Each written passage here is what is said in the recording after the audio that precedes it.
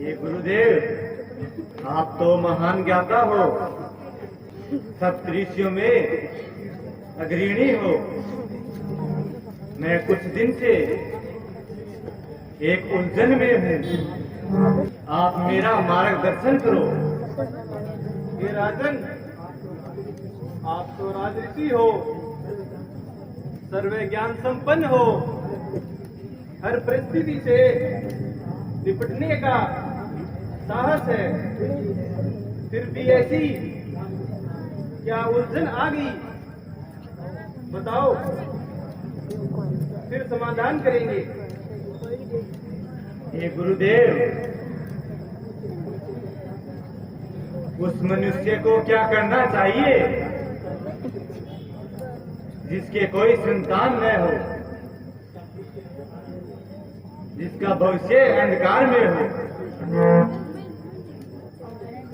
राजन, ये तो मामूली सी बात है, ये तो भाग्य का लेख है। आप प्रजा को अपनी संतान मानकर राजकाज चला रहे हो, यही पर्याप्त है। महाराज, अभी अभी प्रजा के प्रतिनिधि राजभवन में आए थे और एक समस्या लेकर आए थे। कहो मंत्री जी, क्या समाचार लाए हो?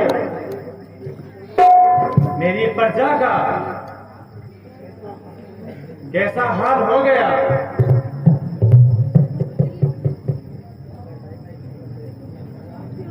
हे महाराज, उनके जीवन पर कुछ दिनों से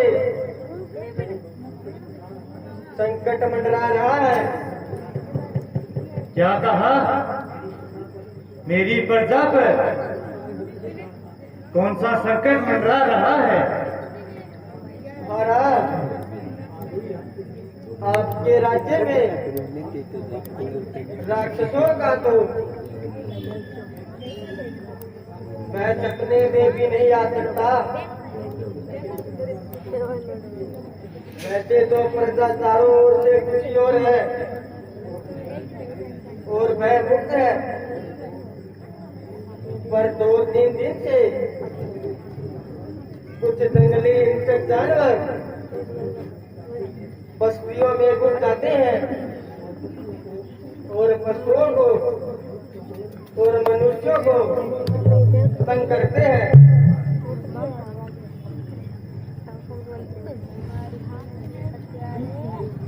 यह सुन मुझे अफसोस है, कष्ट है मेरी जनता को। मैं महलों में सोता हूँ, जागना पड़ता है जनता को। हे मंत्री जी, आज रात को मैं खुद प्रजावासियों को निर्भय करने के लिए सरयू नदी के आसपास पहरा दूंगा। नदी पर कोई हिंसक जानवर आएगा तो मुझे ही कुछ करना होगा। माताजी, पिताजी, अब शाम हो आई है। हम अवध राज्य की सीमा पर हैं। आज रात्रि में हम यहीं सरयू नदी के किनारे विश्राम करेंगे। ये बात है बेटा। देखो बेटा, हमारा दशरथ कितने धर्मात्मा है। अपने राज्य में राहगीरों के ठहरने की कितनी उत्तम व्यवस्था कर रखी है। हाँ पिताजी, बेटा श्रवण,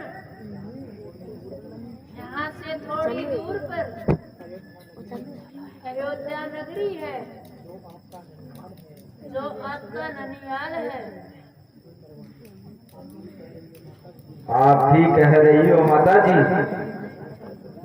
बेटा सर्वेंट, कल सुबह का सरयू स्नान करके जल्दी घर के लिए रवाना होंगे। हाँ पिताजी। बेटा सर्वेंट, मेरा एक काम करो। बोलो पिताजी। कमंडल में जल समाप्त हो गया है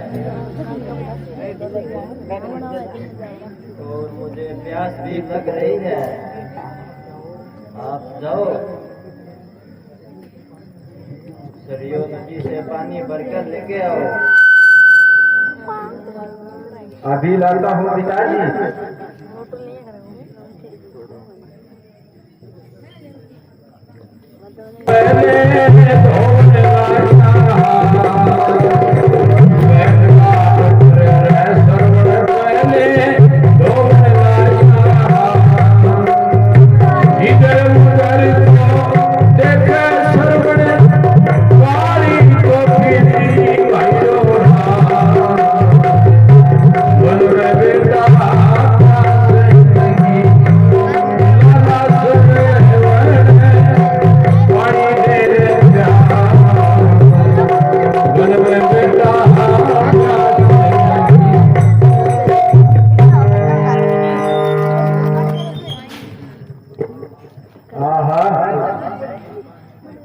सरयू का निर्मल जल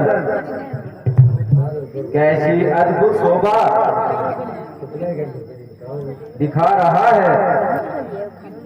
प्रकृति कितनी सुंदर है। मैं जल भरकर शीघ्र ही माता पिता के पास चलता हूँ।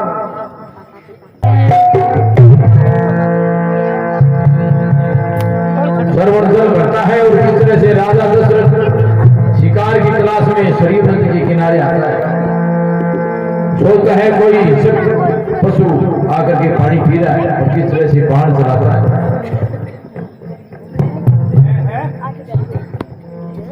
ये तो किसी शेर की पानी पीने की ध्वनि है। लगता है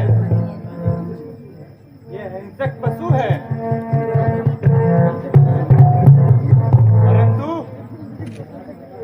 अंधेरा ज्यादा है, मैं कुछ देख नहीं पा रहा हूँ। अगर मैं कुछ नजदीक जाऊंगा शेर भाग जाएगा।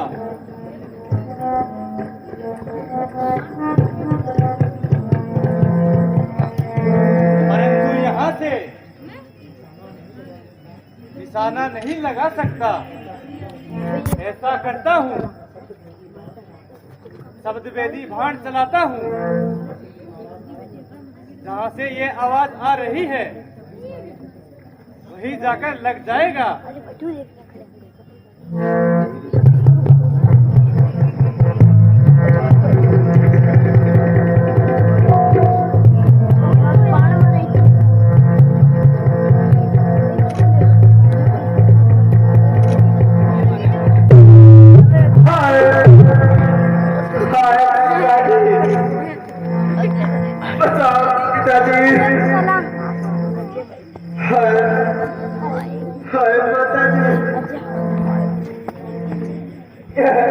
क्या हो गया?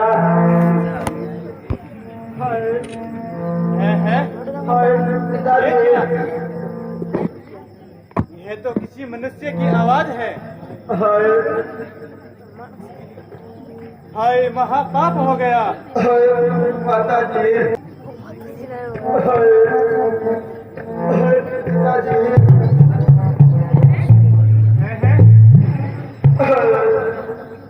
माता जी। हाय विधाता, यह दुर्भाग्य का पहाड़ मेरे सिर पर क्यों पटक दिया? माता पिता की परम भक्त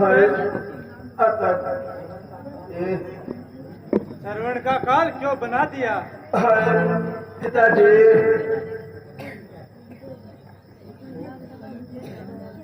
और महाराज दशरथ, और आप यहाँ, आप तो मेरे धर्म के मामा जी हो। हाँ बेटा, परंतु मैं आज अपराधी बन गया। नहीं महाराज, ऐसे मत बोलो, आप तो धर्मात्मा हो। ऐसा क्यों नहीं बोलूं बेटा?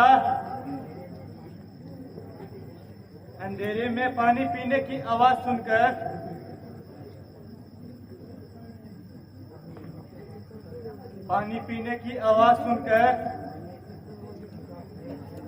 मैंने समझा शेर आया है। बिना सोचे समझे मैंने शब्दवेदी बाण चला दिया और आपके कलेजे को चीर गया। मैं आपका अपराधी हूं बेटा। आप मुझे जो चाहो दंड दो।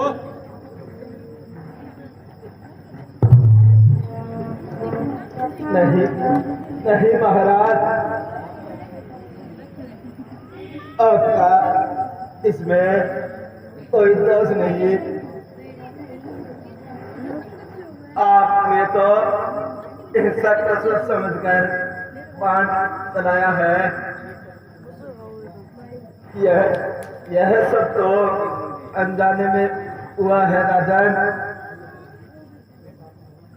बेटा सरवण, कुछ भी हो, अपराधी तो मैं ही हूँ। नहीं महाराज, मैं आपको दोषी नहीं मानता। आप तो मेरे धर्म के मामा जी हो। मेरी आपसे एक विनती है। बोलो बेटा, जल्दी बोलो। विनती नहीं, मुझे आदेश दो पुत्र। महाराज, काफी गहरा चुभ गया है, छाती में दर्द बढ़ा रहा है। कृपया करके ये तीर मेरी छाती से निकाल दीजिए। हाय माता पिता, हाय। शांत हो जाओ पुत्र। हाय माता पिता। भगवान करे सब ठीक हो जाएगा।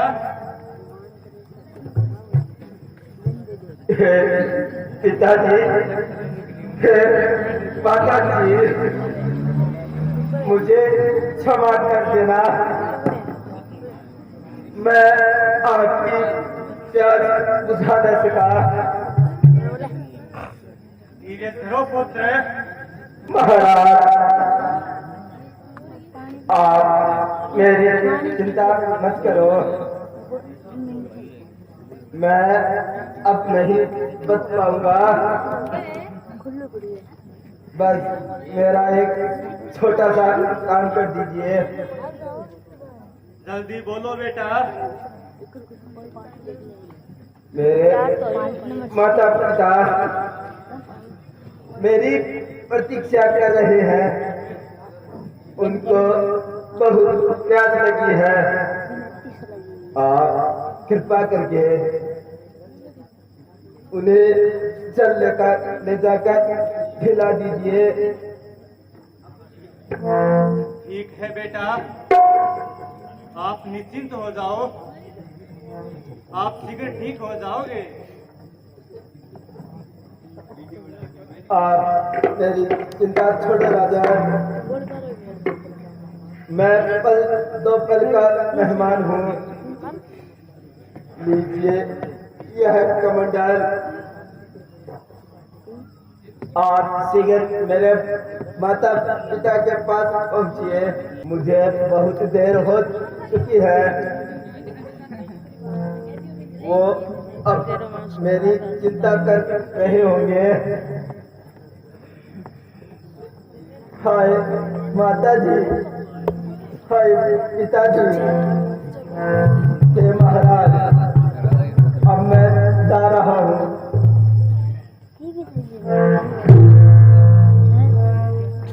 हाय विधाता, मैं कितना अभागा हूँ। हे नारायण, मुझे क्षमा करो।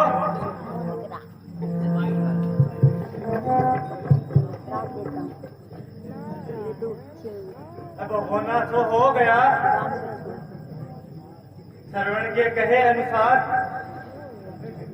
अब मुझे उसके माता पिता की सुध लेनी चाहिए।